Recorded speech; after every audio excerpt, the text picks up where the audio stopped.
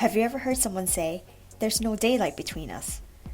It might sound poetic, but it's not about the weather, and it definitely doesn't mean you're standing in the dark.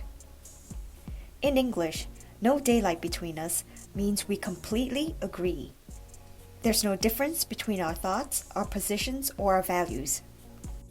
It's often used in political or professional settings to show strong alignment.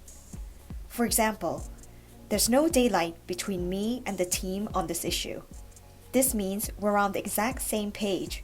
There's not even a sliver of disagreement between us. So where does it come from? Think about two people standing shoulder to shoulder, so close together that sunlight couldn't pass between them.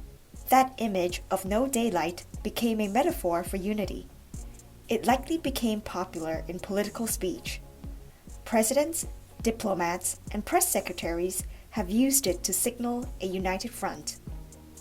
It tells the world, we're aligned, there's no conflict here.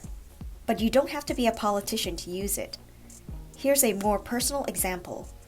We've been best friends for 20 years. There's no daylight between us.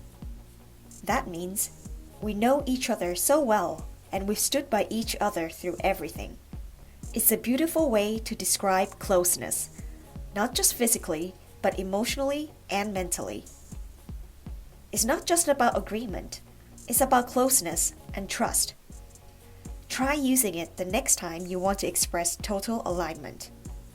See you next time in Between the Words.